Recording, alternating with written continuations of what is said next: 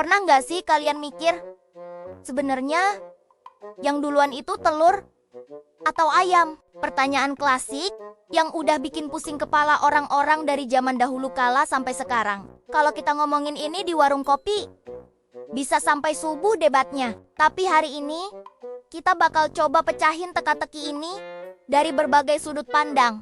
Mari kita mulai dari sisi ilmiah dulu nih. Para ahli biologi dan evolusi punya penjelasan yang menarik. Jadi gini, sebelum ada ayam yang kita kenal sekarang, sebenarnya udah ada hewan-hewan yang mirip ayam.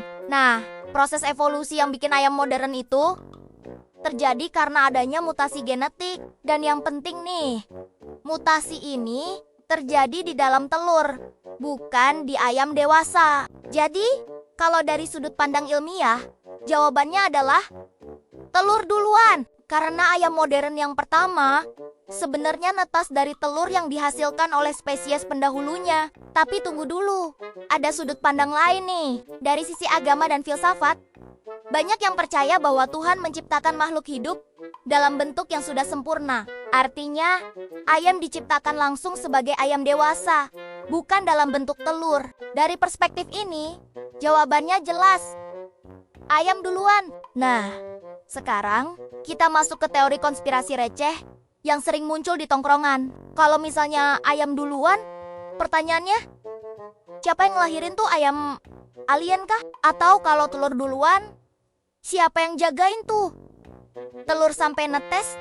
Illuminati. Ada juga nih yang bilang, jangan-jangan ada KFC purba yang bikin eksperimen rahasia.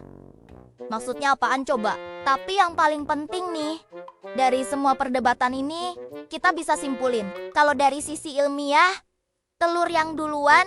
Kalau dari sisi filsafat dan kepercayaan, ayam yang duluan. Dan yang paling bijak, ingat pesan moral dari warung makan.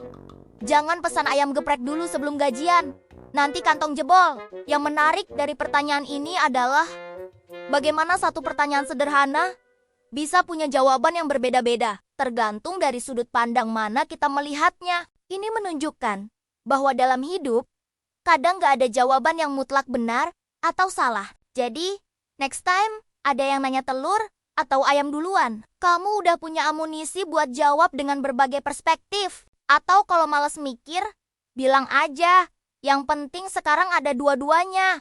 Jadi bisa bikin telur dadar.